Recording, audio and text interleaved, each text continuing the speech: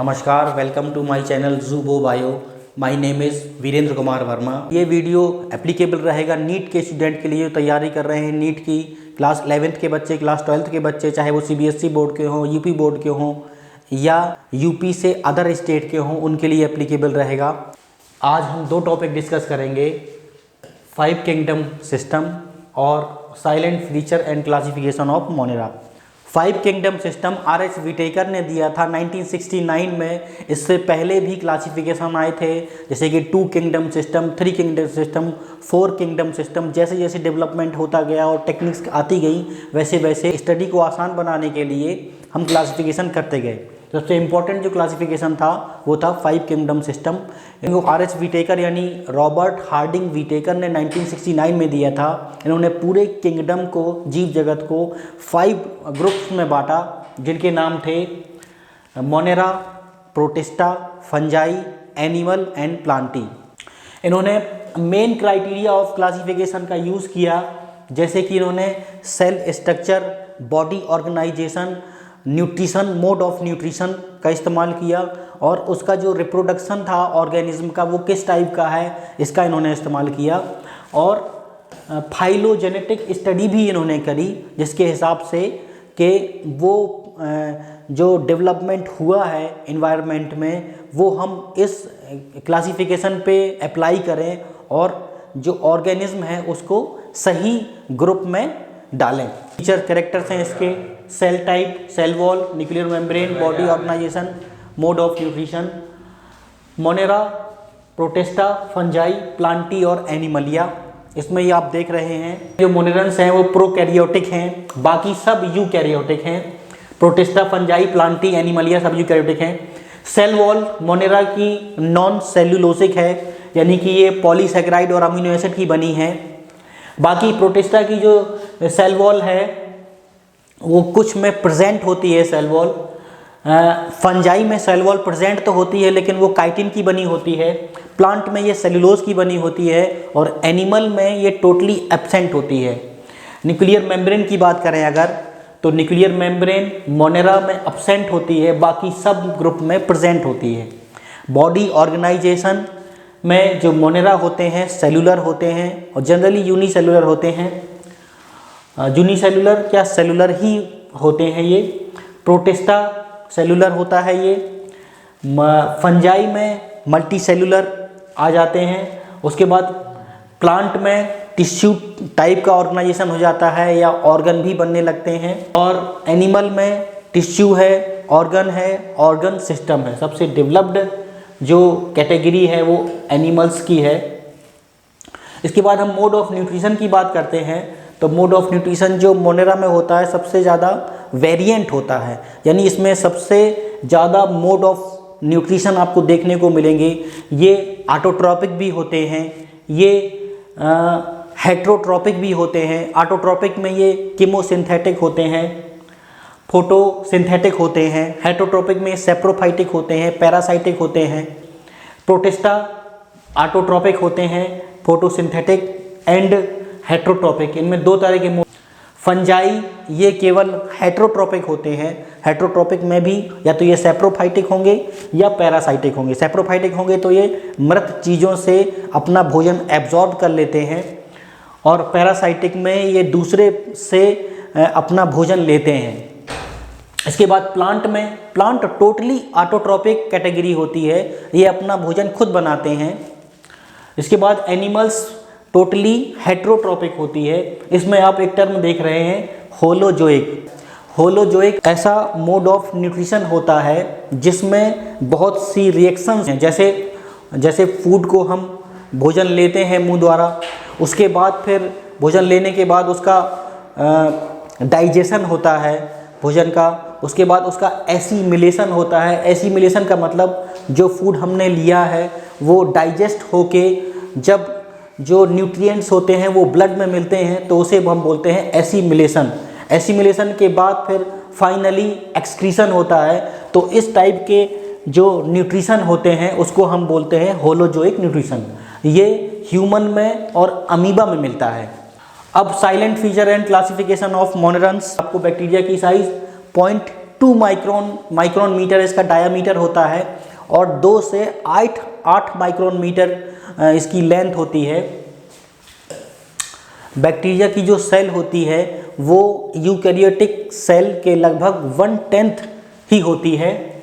इसका जो शेप होता है बैक्टीरिया का, अगर स्फेरिकल है तो उसे हम कोकस बोलते हैं, प्लूरल इसका कोकाई होता है।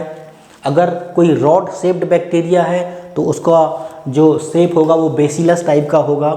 अगर कॉमा शेप्ड है तो उसे हम बोलते हैं विब्रियम, प्लूरल इसका विब्रियो होता है। और अगर स्पाइरल है तो उसको हम बोलते हैं स्पाइरलम, इसका प्लूरल होता है स्पाइरिला। कैरेक्टरिस्टिक ऑफ मोनेरन्स देख लेते हैं हम लोग। The important characteristic of monerans are mentioned below. ये यूनिसेलुलर ऑर्गेनिज्म होते हैं, यानी एक ही सेल इसमें होती है। इसमें जो राइबोसोम होता है 70S टाइप का होता है। डीएनए इज नेकेड, डीएनए किसी मेम्ब्रेन में बंद नहीं होता है और इसके डीएनए में हिस्टोन प्रोटीन एब्सेंट होती है। ठीक है, तो ये डीएनए किसी न्यूक्लियर मेम्ब्रेन में बंद नहीं होता है। ठीक है, इसमें mitochondria, lysosome, plastid, Golgi body, endoplasmic reticulum और सेंट्रोसोम एब्सेंट होते हैं। ये प्रिमिटिव टाइप की सेल होती है। They reproduce asexually bye binary fission और बडिंग। जो कॉमन एसेक्सुअल रिप्रोडक्शन होता है वो बाइनरी फिशन या बडिंग होता है। इसमें सेल वॉल इसकी रिजिड होती है और पेप्टिडोग्लाइकन की बनी होती है। फ्लैजिलम लोकोमोटरी ऑर्गन का काम करता है इसमें। These are environmental decomposers. ये इन्वायरमेंट में जो सेप्रोफाइटिक चीज़ें होती हैं, मृत चीज़ें होती हैं, सड़ी गली चीज़ें होती हैं, उनका ये डिकम्पोज करते हैं। इसके बाद ये दे show different modes of nutrition. Different modes of nutrition मैंने बता दिया था आपको। ऑटोट्रोपिक होते हैं, पैरासाइटिक होते हैं, हेटरोट्रोपिक होते हैं या सेप्रोफाइटिक होते हैं। Gram positive and gram negative, ये टर्म कहाँ से आया और क्यों आया? असल में बैक्टीरिया की स्टडी करने के लिए हमें इनका यूज़ करना पड़ता है। बैक्टीरिया हम आँखों से नहीं देख सकते, इसका साइज इतना छोटा होता है कि इसके लिए हमें बहुत से डाई, इसको शेप जानने के लिए और दूसरी प्रकार की डाई यूज़ करनी पड़ती है। ग्राम स्टेनिंग की किट जो होती है मार्केट में मिलती है, उसमें crystal violet stain, safranin stain, iodine solution, acetone solution, ये सब रहता है। और ये मालूम कर सकते हैं कि कौन सा बैक्टीरिया ग्राम पॉजिटिव है और कौन सा नेगेटिव। ये ग्राम पॉजिटिव और नेगेटिव बैक्टीरिया की जो कवरिंग होती है उसमें प्रेजेंट प्रोटीन की कंसंट्रेशन के आधार पर हम ये डिसाइड करते हैं कि कौन सी ग्राम पॉजिटिव है और कौन सी ग्राम नेगेटिव। ठीक है, तो जो ग्राम पॉजिटिव सेल्स होती हैं, पहले हर तरह की सेल्स को पेट्री प्लेट में हम बैक्टीरिया को ग्रो कराते हैं। उसके बाद क्रिस्टल वॉयलेट कलर से उसको पोर कराते हैं, उसमें ग्राम नेगेटिव बैक्टीरिया भी रहते हैं। उसके बाद फिर उसको आयोडीन सोल्यूशन से वॉश करते हैं, एसीटोन सोल्यूशन से वॉश करते हैं। तो जिन बैक्टीरिया की कवरिंग में प्रोटीन की कंसंट्रेशन ज़्यादा होती है, उनमें ये कलर एक तरह से स्टेन हो जाता है, यानी कलर चढ़ जाता है। ठीक है, और वो बैक्टीरिया पर्पल कलर के हो जाते हैं। और दूसरी तरफ जो ग्राम नेगेटिव बैक्टीरिया होते हैं, यानी कि जिनकी कवरिंग में प्रोटीन की कंसंट्रेशन कम होती है, ना के बराबर होती है, उनमें ये कलर नहीं चढ़ता है, तो वो वाइट कलर के हो जाते हैं।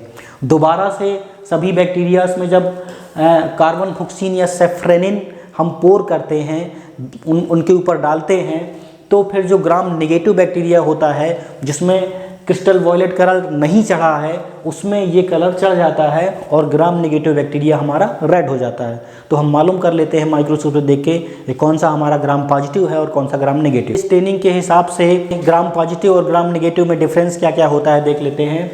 The thickness of cell wall is 20 to 25 nanometre. इसकी जो सेल वॉल की थिकनेस होती है वो 20 से 25 नैनोमीटर के बीच होती है और इसकी 8 से 12 नैनोमीटर के बीच होती है। The lipid content of the wall is quite low. जो ग्राम पॉजिटिव होता है उसमें लिपिड कंटेंट बहुत कम होती है, इसमें लगभग 20 से 30% होती है। म्यूरिन और mucopeptide contents it's 70 to 80%। Mucopeptide content 70 से 80% के बीच में होता है। इसमें देख रहे हैं आप पेप्टाइड का मतलब जो प्रोटीन पोर्शन है उसकी बात कर रहे हैं, वो 70 से 80% होता है पॉजिटिव में, जबकि निगेटिव में ये 10 से 20% ही होता है। The bacterium are more susceptible to antibiotics, penicillin ये बैक्टीरिया पेनिसिलिन के लिए बहुत ससेप्टेबल होता है, यानी पेनिसिलिन के कंसंट्रेशन में इसकी डेथ हो जाती है।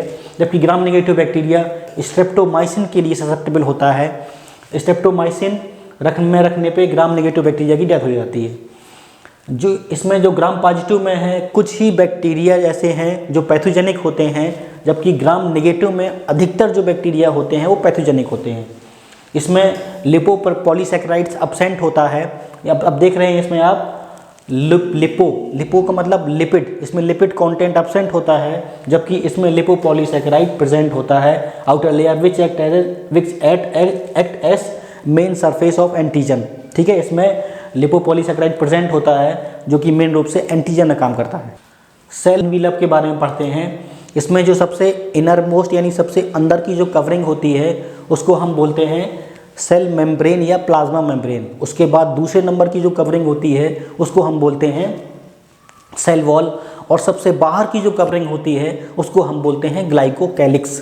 ठीक है, ग्लाइकोकैलिक्स एकदम बाहर की कवरिंग होती है, और जब ये जो है बहुत ही टफ और शार्पी होती है तो इसे हम कैप्सूल कहते हैं। और जब ये लूज और थोड़ा सा सीथ टाइप की होती है, यानी लूज और मोटी होती है, तब इसे हम स्लिम लेयर बोलते हैं। ठीक है, तो कुछ बैक्टीरिया कैप्सूलेटेड होते हैं और कुछ स्लिम लेयर उसमें चढ़ी रहती है। ग्लाइकोकैलिक्स का मेन काम क्या होता है, ये बैक्टीरिया में जो वाटर और न्यूट्रिएंट्स होते हैं उसके लॉस को रोकता है। और दूसरा काम ये करता है ग्लाइकोकैलिक्स कि ये जो है बैक्टीरियोफेज जो होता है, यानी बैक्टीरिया को डिस्ट्रॉय करने वाला वायरस, ठीक है, उससे बैक्टीरिया की रक्षा करता है। सेल वॉल ये दूसरे नंबर की कवरिंग होती है, यानी कि प्लाज्मा मेम्ब्रेन के ऊपर। ठीक है, ये ऑस्मोटिक डैमेज से बचाता है सेल को, कि अगर सेल कहीं हाइपोटोनिक सोल्यूशन में है तो ये ऑस्मोटिक डैमेज नहीं होने देगा, यानी सेल उसमें बस्ट नहीं हो पाएगी। दूसरा, ये मेन रूप से पेप्टिडोग्लाइकन की बनी होती है, और ये रिजिड पोर्शन होता है। जो रिजिड पोर्शन होता है पेप्टिडोग्लाइकन का वो म्यूरिन होता है। म्यूरिन मेन रूप से दो कंपोनेंट्स मिलकर बना होता है। एक का नाम होता है NAG यानी N एसिटिल ग्लूकोसेमीन, और दूसरे का नाम होता है NAM यानी N एसिटिल म्यूरेमिक एसिड। और जो इनके बीच जो बॉन्ड होता है वो diaminopimelic acid type का होता है। ये एक टफ लेकिन फ्लेक्सिबल मेम्ब्रेन बनाता है। A number of antibiotics like penicillin and cephalosporins inhibit cross-linking of peptidoglycan strands. Thus, bacterial cell undergo lysis in the presence of these antibiotics. कैसे structure ये ब्रेक करते हैं एंटीबायोटिक्स? जो पेप्टिडोग्लाइकन मैंने बताया था आपको, उसका स्ट्रक्चर कुछ इस तरह से होता है। नाग और नाम से ये जुड़े रहते हैं। नाग का मतलब है N एसिटिल ग्लूकोसेमीन, और नाम का मतलब होता है N acetyl muramic acid. N acetyl muramic acid इससे जुड़ा रहता है। तो जो पेनिसिलिन है या सेफेलोस्पोरिन्स है वो यहाँ पे एक्ट करता है क्रॉस लिंकिंग पे, और बैक्टीरिया की डेथ हो जाती है। अब प्लाज्मा मेम्ब्रेन के बारे में पढ़ते हैं कि जो सबसे इनर की कवरिंग होती है बैक्टीरिया की, प्लाज्मा मेम्ब्रेन, उसमें कोलेस्ट्रॉल अब्सेंट होता है। दूसरी चीज़ अंदर जाने देना है कि इसको बाहर जाने देना है, इस पे ये नज़र रखती है। उसके बाद location of certain metabolic process, इसमें मेटाबॉलिक प्रोसेस के लिए कोई स्पेशल ऑर्गन नहीं रहता है, तो ये मेटाबॉलिक प्रोसेस प्लाज्मा मेम्ब्रेन में ही होती है। The plasma membrane barriers invagination, इसमें प्लाज्मा मेम्ब्रेन में इन्वेजिनेशन होता है, जिसे हम मीजोसोम्स बोलते हैं। They may be in the form of vesicles, tubules, lamellae. को मीजोसोम्स कैसा होता है, अगर बैक्टीरिया का स्ट्रक्चर हम देखें, ये मान लो बाहर की कवरिंग है और अंदर की कवरिंग ये प्लाज्मा मेम्ब्रेन, तो ये इस तरह से इन्वेजिनेशन बनाता है। ठीक है, ये इन्वेजिनेशन बनाया और ये यहाँ से अलग हो गया, तो ये वेसिकल्स, ट्यूब्यूल्स और लैमेली बनाते हैं। और बहुत से जो मेटाबॉलिक प्रोसेस होती हैं, जैसे रेस्पिरेशन हो गया, अगर केमोसिंथेटिक बैक्टीरिया है तो केमोसिंथेसिस हो गई, फोटोसिंथेसिस हो गई, वो सब मीजोसोम्स में ही होता है। Mesosomes also contain respiratory enzymes and is therefore often called chondrioid. It is believed to be equivalent to mitochondrion of eukaryotes. जो मीजोसोम्स होता है इसमें रेस्पिरेटरी एंजाइम्स भी होते हैं और उन्हें हम कॉन्ड्रियोइड बोलते हैं, जो कि यूकैरियोटिक के माइटोकॉन्ड्रियोन के इक्विवेलेंट होता है। इंक्लूजन्स बॉडीज़ के बारे में पढ़ते हैं। इंक्लूजन्स बॉडीज़ का मतलब बैक्टीरिया के अंदर जो भी बॉडीज़ होते हैं, जो भी ग्रैन्यूल्स होते हैं, उनको हम इंक्लूजन बॉडीज़ बुला रहे हैं। स्टोरेज ग्रैन्यूल्स होते हैं इनमें, phosphate granules and glycogen granules, यानी कि ये एक तरह से स्टोरेज ऑर्गन या स्टोरेज मॉलिक्यूल्स होते हैं। न्यूक्लियोइड होता है, बैक्टीरियल क्रोमोसोम या जीनोफोर जिसे कहते हैं।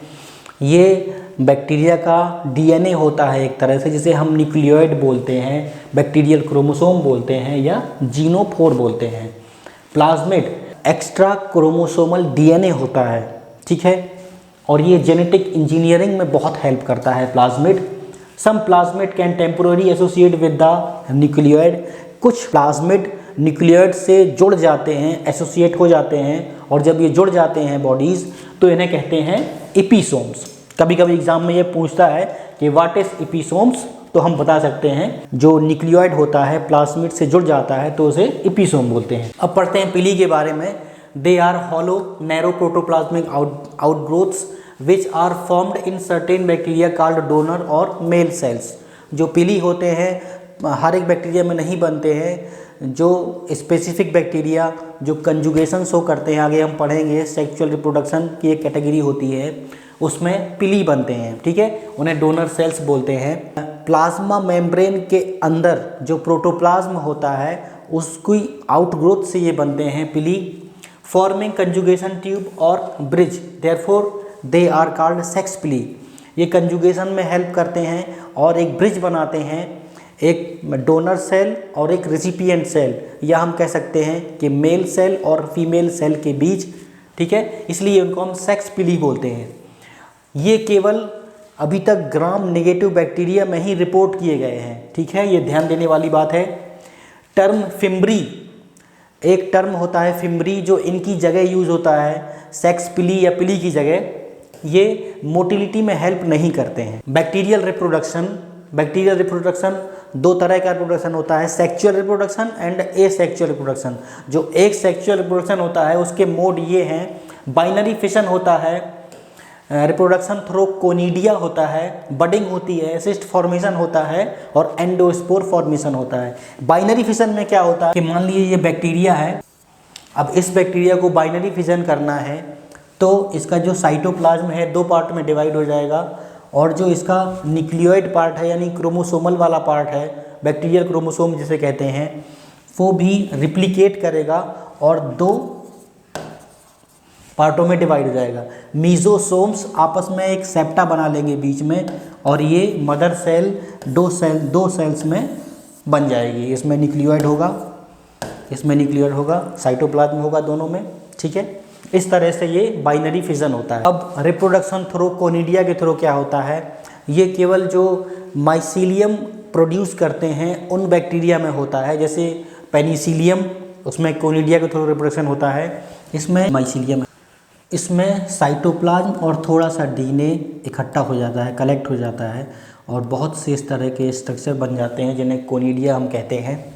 और फिर ये कोनिडिया इस मदर सेल से अलग होके एक नए बैक्टीरियल सेल को जन्म देता है, ठीक है। इस मोड को फ्रेगमेंटेशन भी बोलते हैं हम लोग। अब बात करते हैं बडिंग। मान लीजिए ये बैक्टीरियल सेल है,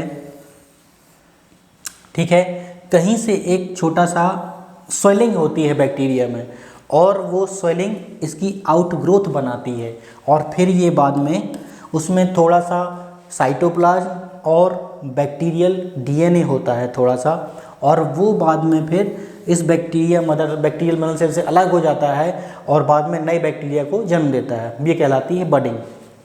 अच्छा, अब आते हैं हम सिस्ट फॉर्मेशन में। मान लीजिए बैक्टीरिया है, अब बैक्टीरिया के ऊपर बहुत 2-3 लेयर की कवरिंग हो जाती है, इसको सेव करने के लिए 2-3 लेयर की कवरिंग हो जाती है।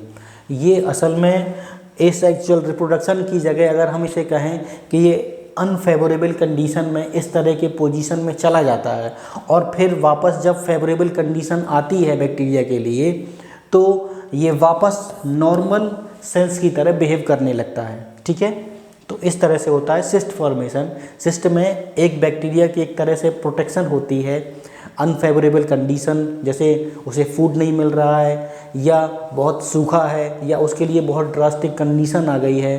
ठीक है, तो ये सिस्ट बना लेता है और सेफ रहता है बैक्टीरिया। वापस जब फेवरेबल कंडीशन आती है तो ये नॉर्मली ग्रो करने लगता है। इसके बाद आते हैं एंडोस्पोर फॉर्मेशन।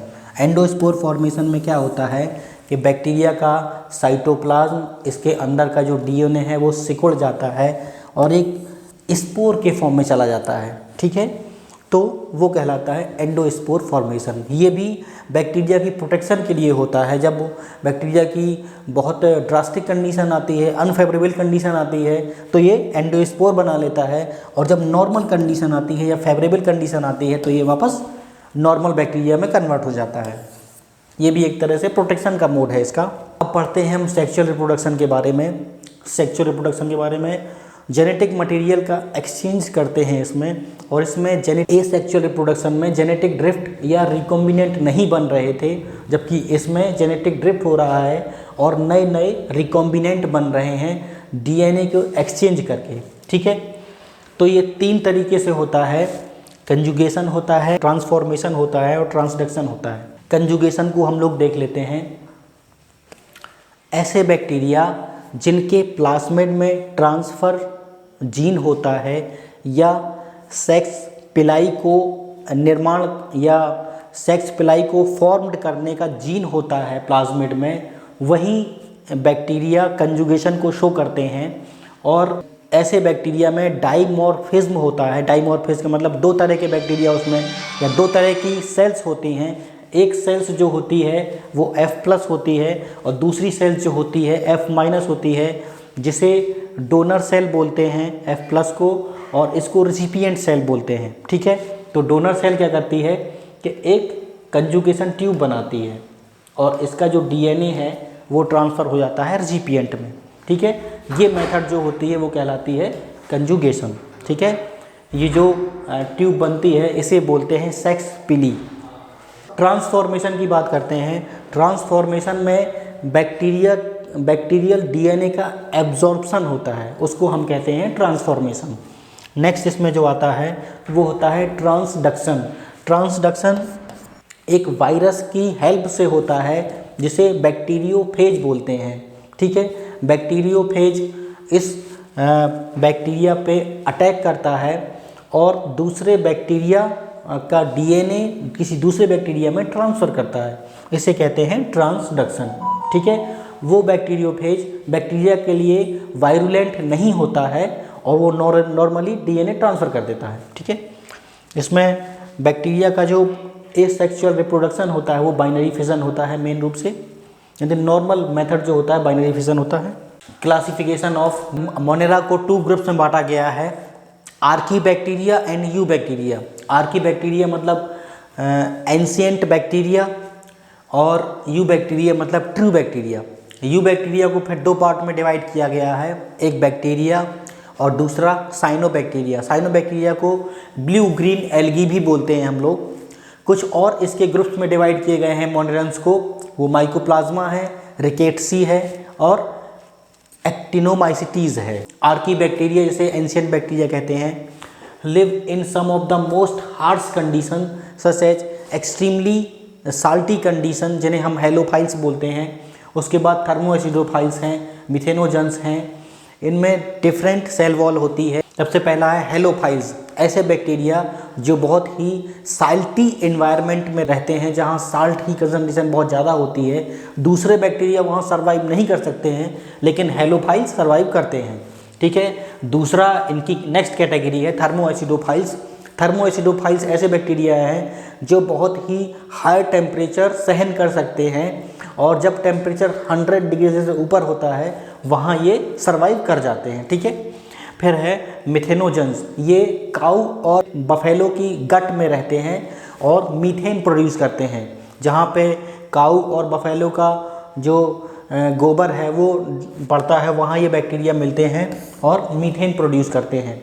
बायोगैस प्लांट होता है वहाँ भी इन बैक्टीरिया के थ्रू मीथेन का प्रोडक्शन होता है और बायोगैस बनती है। दूसरा है यू बैक्टीरिया, जिसे ट्रू बैक्टीरिया कहते हैं। They are characterised by the presence of rigid cell wall and if motile a flagellum is present. इसमें रिजिड सेल वॉल प्रेजेंट रहती है और अगर ये मोटाइल हैं तो उसमें फ्लैजेलम प्रेजेंट रहता है। नेक्स्ट है इसके एग्जाम्पल हैं राइजोबियम एंड क्लोस्ट्रीडियम। साइनोबैक्टीरिया या blue green bacteria next category है इसकी। Cyanobacteria have chlorophyll A. Cyanobacteria या ब्लू ग्रीन एल्गी जिसे कहते हैं, इसमें क्लोरोफिल ए होता है जो प्लांट्स के फोटोसिंथेटिक वेक्टर के इक्विवेलेंट होता है। Cyanobacteria are unicellular colonial filamentous fresh water और मैराइन वाटर और टेरेस्ट्रियल हैबिटेट्स होता है इनमें। They are often blooms in polluted water bodies. जो पोल्यूटेड वाटर होता है अगर उसमें थोड़ा सा ब्लू ग्रीन एल्गी है, BGA है, तो वो मल्टीप्लाई करके पूरे पोल्यूटेड वाटर में एक तरह से अपनी कॉलोनी बढ़ाता है और एकदम छा जाता है उसमें। ये आप याद रखिएगा, जो ब्लू ग्रीन एल्गी है उसमें क्लोरोफिल ए होता है जो प्लांट के क्लोरोफिल के इक्विवेलेंट होता है। अब some of these organism can fix atmospheric nitrogen in specialised cells called heterocyst. जो ये नोस्टक एनाबिना एक BGA ब्लू ग्रीन एल्गी हैं, इनमें एक स्पेशल सेल्स होती है जिन्हें हेटेरोसिस्ट कहते हैं और ये सेल्स नाइट्रोजन फिक्सेशन में हेल्प करती हैं, यानी कि ये नाइट्रीफाइंग बैक्टीरिया होते हैं नोस्टक और Anabaena. Cyanobacteria contain chlorophyll, carotenoids and phycobilins. ये भी याद रखेंगे टर्म हम। क्लोरोफिल होता है इनमें, कैरोटीनॉइड्स होता है और फाइकोबिलिन्स होता है। Nostoc, anabaena, spirulina are some cyanobacteria. Cyanobacteria के एग्जाम्पल हैं नोस्टक, एनाबिना और स्पाइरुलाइना। नेक्स्ट है chemosynthetic autotrophic bacteria, heterotrophic bacteria. इन केमोसिंथेटिक ऑटोट्रोपिक बैक्टीरिया जैसे जो प्लांट होते हैं जब वो फोटोसिंथेसिस करते हैं तो CO2 प्लस H2O और क्लोरोफिल और सनलाइट की हेल्प से ये ग्लूकोज का निर्माण करते हैं प्लांट। इसी तरह से कुछ बैक्टीरिया ऐसे होते हैं जो CO2 की जगह H2S या अदर इनऑर्गेनिक मटेरियल का इस्तेमाल करते हैं और अपना फूड बनाते हैं। ठीक है, उन बैक्टीरिया को हम बोलते हैं केमोसिंथेटिक बैक्टीरिया। ये फोटोसिंथेसिस के इक्विवेलेंट रिएक्शंस होती है। बस फोटोसिंथेसिस में क्या होता है कि CO2 का इस्तेमाल होता है, बट यहाँ पे केमोसिंथेटिक बैक्टीरिया में CO2 का इस्तेमाल ना होकर दूसरे इनऑर्गेनिक मटेरियल का इस्तेमाल होता है जैसे H2S और अदर। ठीक है, फिर हेटेरोट्रोपिक बैक्टीरिया। हेटेरोट्रोपिक बैक्टीरिया में दो तरह के बैक्टीरिया होते हैं, एक तो होते हैं सेप्रोफाइटिक बैक्टीरिया और दूसरे होते हैं पैरासाइट्स। सेप्रोफाइटिक बैक्टीरिया ऐसे बैक्टीरिया होते हैं जो मृत जीवों से या सड़े गले पदार्थों से अपना भोजन लेते हैं। ठीक है, और उन कॉम्प्लेक्स मैटर को वो सिंप्लीफाइड करके इनऑर्गेनिक या जो गैसियस फॉर्म है उस कॉम्प्लेक्स मैटर की उसमें कन्वर्ट करते हैं, जैसे फास्फोरस, सल्फर, नाइट्रोजन। जो भी कॉम्प्लेक्स मटेरियल होता है मृत जीवों का, उसको ये जो है सिंपली फास्फोरस में, सल्फर में या नाइट्रोजन में कन्वर्ट करते हैं और एनवायरनमेंट को एक तरह से ये क्लीन करते हैं। वो कहलाते हैं सेप्रोफाइटिक बैक्टीरिया। और जो पैरासाइटिक बैक्टीरिया होते हैं वो दूसरे से अपना भोजन लेते हैं। ठीक है, और उन्हीं में रहते हैं वो। माइकोप्लाज्मा के बारे में पढ़ते हैं। ये एक बैक्टीरिया की कैटेगरी होती है जिसमें सेल वॉल अब्सेंट होती है, लैक ऑफ सेल वॉल होती है। ये सबसे स्मॉलेस्ट लिविंग सेल्स होते हैं, सर्वाइव विदाउट ऑक्सीजन। सबसे स्मॉलेस्ट लिविंग सेल होते हैं और ये एनएरोबिक भी होते हैं। ठीक है, मैनी माइकोप्लाज्मा आर पैथोजेनिक। इनकी जो नेचर होती है वो पैथोजेनिक होती है, एनिमल और प्लांट दोनों के लिए। Mycoplasma are gram negative. ठीक है, mycoplasma are gram negative but they are better stained with Giemsa. Mycoplasma gram negative होते हैं लेकिन एक स्टेन आता है गिएमसा, ये उससे कलर लेते हैं। माइकोप्लाज्मा और ऑफ्टन कॉल्ड MLO यानी कि माइकोप्लाज्मा लाइक ऑर्गेनिज्म बोलते हैं, या PPLO pleuro pneumonia like organism. इन्हें जोकर्स ऑफ प्लांट किंगडम भी बोलते हैं, क्योंकि ये अपना शेप चेंज करते रहते हैं, क्योंकि इनमें सेल वॉल नहीं होती है। ठीक है, jokers of plant kingdom. This is, please मेरे चैनल को सब्सक्राइब करिए, लाइक करिए, शेयर करिए और इसे प्यार दीजिए।